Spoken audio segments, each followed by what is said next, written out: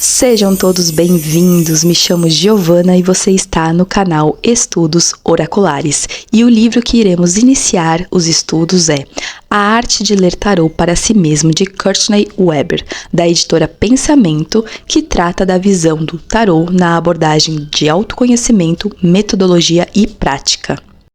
Escolhi iniciar por esse livro justamente por se tratar de um tema interessante que pode agregar valores tanto para quem já está na jornada com o tarô, quanto para quem deseja começar. Neste vídeo vamos iniciar a série de leituras dos trechos desde o início do livro e também vou colocar alguns pontos de vista, alguns comentários para auxiliar e ampliar a compreensão da leitura e dos estudos. Vamos lá! 1. Bem-vindo à autoleitura. Mais da metade da minha vida, este é o tempo em que estou envolvida em um profundo caso de amor com o tarô. O tarô me faz rir, chorar, me traz alegria, me deixa maluca. Manuseio e misturo e embaralho as cartas todos os dias. No entanto, as primeiras cartas ainda despertam tanta curiosidade e deslumbramento em mim quanto na primeira leitura, muitos anos atrás. Sei que não estou sozinha nisso. O poder fascinante do tarô continua a atrair pessoas como vem fazendo há séculos. Quer o tarô lhe seja algo novo, quer você esteja iniciando a leitura deste livro para aperfeiçoar suas habilidades tarológicas já adquiridas, você faz parte de uma tradição gloriosa que se perpetua há mais de 600 anos. Há séculos o tarô vem sendo consultado em busca de respostas sobre o amor, vida pessoal, dinheiro ou previsão de eventos futuros. Antes de ser o bem de consumo acessível que o tarô é hoje, um consulente precisava encontrar alguém que lesse as cartas para ele. Não é mais assim.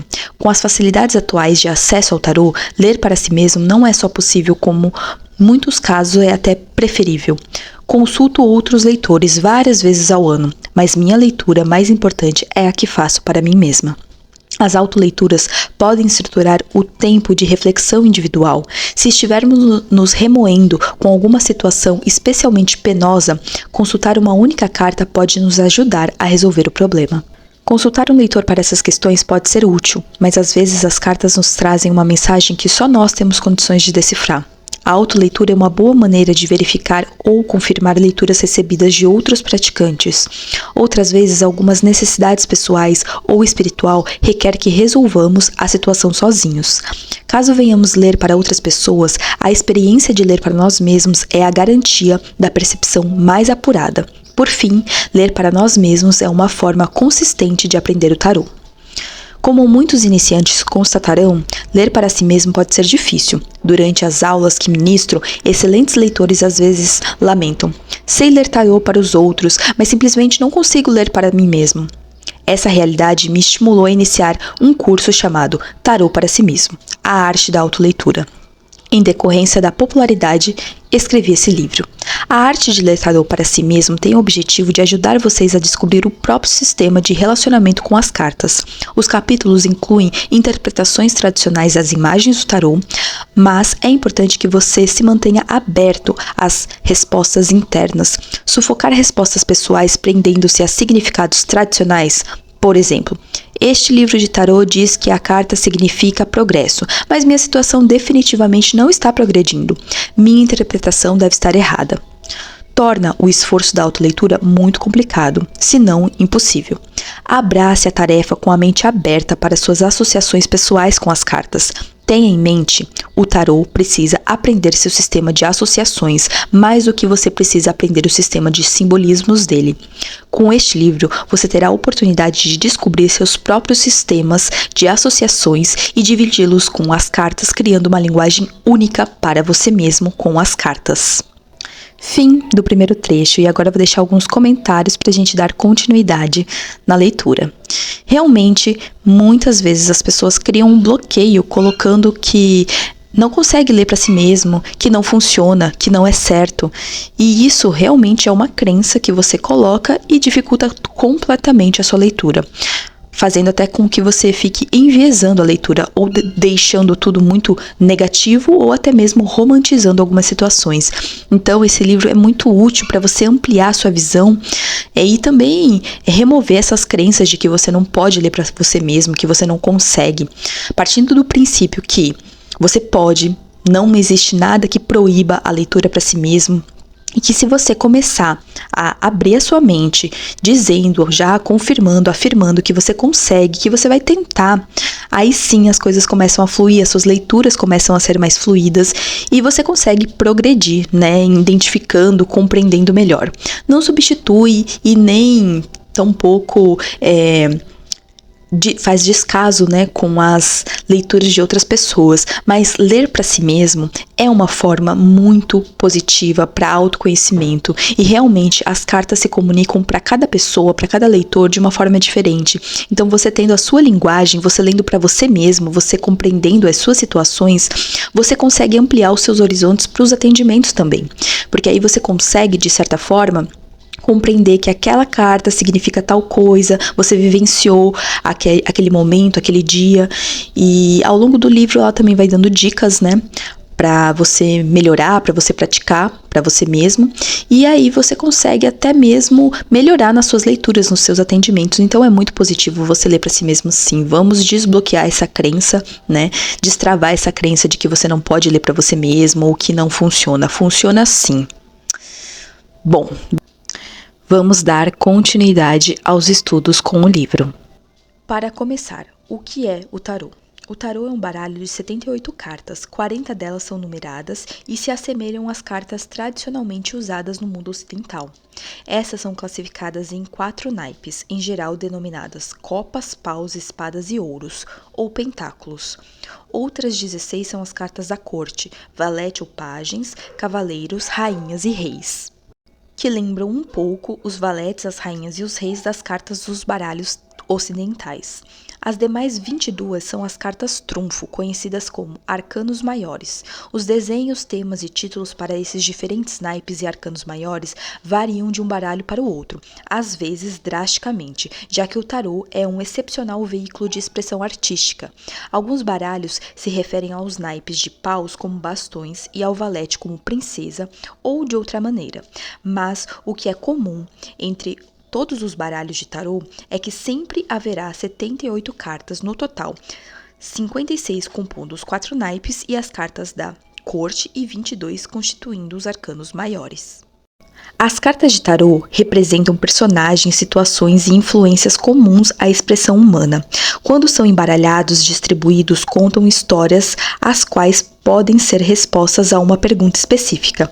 Algumas podem dar um panorama geral da vida de um consulente, semelhante ao modo como um meteorologista faz a previsão do tempo. As leituras podem esclarecer uma situação confusa, revelando aspectos que poderiam ser enigmáticos. Podem ser usados para adivinhar, prevendo o futuro ou dar indicações a respeito de um evento passado. Outras leituras particularmente feitas para si mesmo podem ser uma maneira de refletir sobre uma questão preocupante ou servir como exercício de meditação. O tarô propicia um pouco de magia em um mundo que pode parecer desprovido dela. É espiritualista e interreligioso, servindo-se de elementos de muitas tradições religiosas. Representa o belo, muitas vezes só o trabalho artístico do baralho vale o custo. Mas de todas as qualidades do tarô, uma das mais eminentes é de ser uma poderosa ferramenta de autorreflexão. Aprender a ler as próprias cartas é uma habilidade. Depois de conseguir ler com naturalidade, você dispõe de um recurso extraordinário para aumentar o grau de consciência de si mesmo, para compreender melhor as suas necessidades pessoais, avaliar situações e cultivar um relacionamento mais profundo com o espírito. Seja o que for essa palavra signifique para você. Fim desse trecho, e aqui eu vou deixar alguns comentários que são muito importantes para a gente dar sequência na leitura e para quem está estudando também, que o tarô ele não é vinculado a nenhuma religião. As pessoas é que colocam o valor ou colocam o significado nas cartas de acordo com as crenças de cada um. Tá? Mas ele por si só é um baralho de 78 cartas que não é vinculado a nenhuma crença, a nenhuma entidade, a nenhuma religião fixa.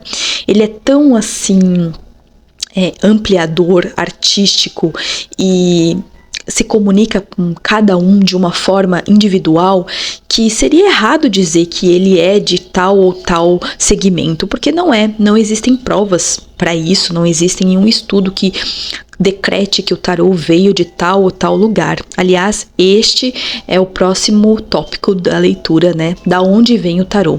Existem muitas especulações, mas ninguém, ao certo, identificou essa verdade absoluta. Então, vamos tirar essa crença de que ele é da religião ou que ele vai ativar alguma entidade ou que é proibido porque é de tal e tal lugar ou que vai invocar algo espiritual negativo, porque não é.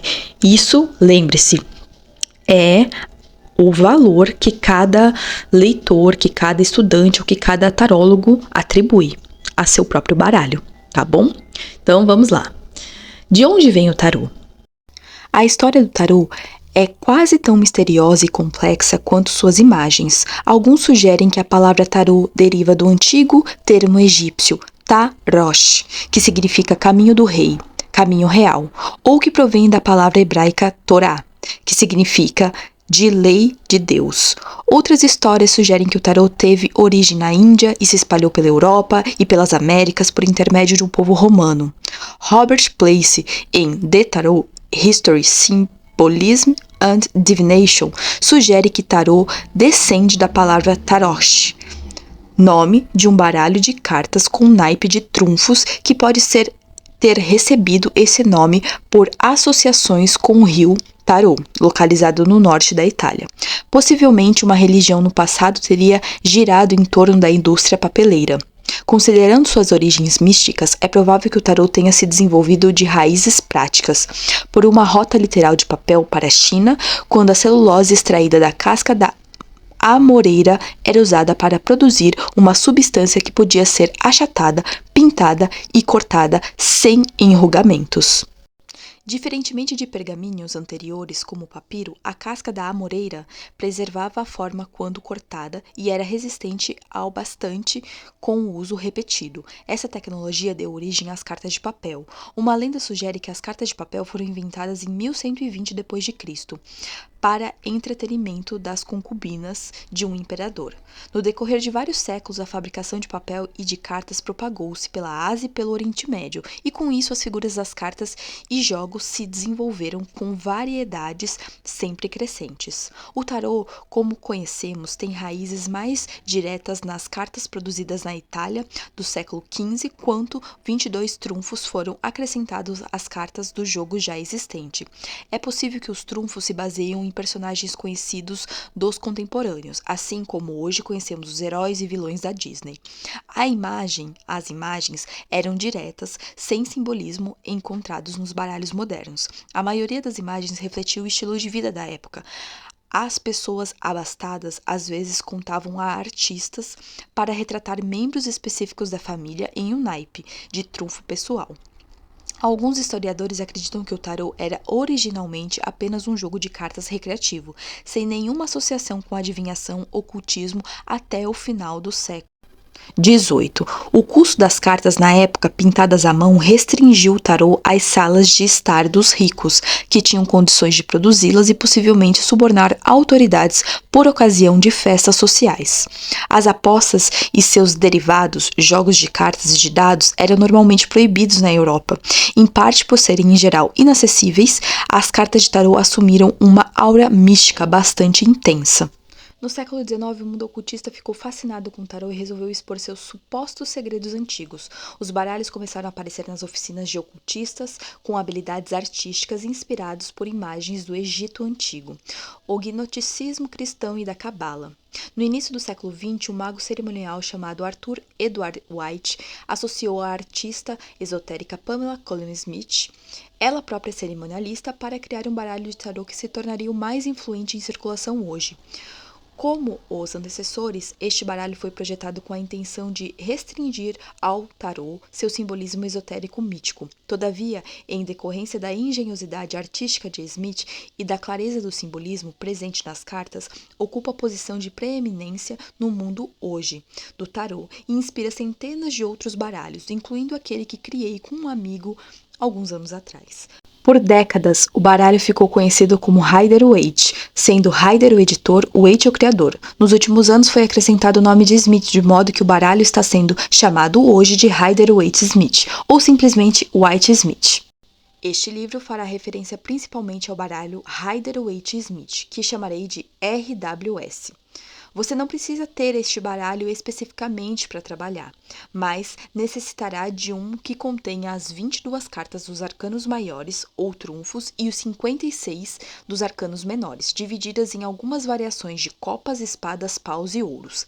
Algumas variações dos arcanos menores incluem cálices ou vasos para copas, cimitarras ou faces para espadas, bastões ou varas para paus, moedas ou discos para ouros e algumas outras combinações diferentes.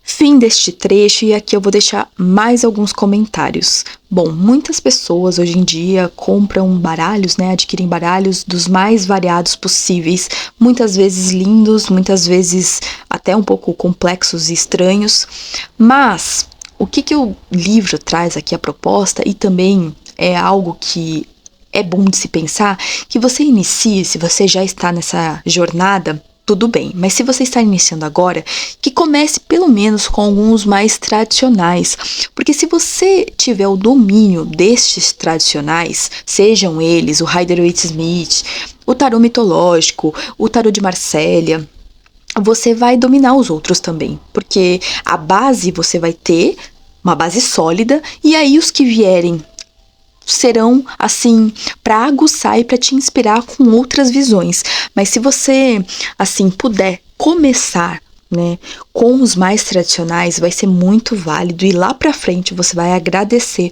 por ter começado com os mais tradicionais. Ela, em específico, utiliza o Rider-Waite-Smith por se tratar de imagens, simbolismos de momentos da vida, imagens que envolvem pessoas, não são só os símbolos puros, secos, então permite ampliar, a sua visão de leitura, trazer identificação, então essa é a recomendação. Mas é claro que você é livre, assim como o tarô é livre, para escolher o que você mais gosta, o que mais chama a sua atenção e, por fim, aquele que vai conversar com você. Bom, pessoal, chegamos ao fim deste início, fim do início, e mais a seguir vamos dar continuidade com a leitura, com os comentários na sequência deste livro, A Arte de Ler Tarô para Si Mesmo. Então, pessoal, deixem seu like, seu comentário, inscrevam-se no canal e lembre-se de ativar o sininho para continuar acompanhando os estudos com esse lindo livro. Até a próxima!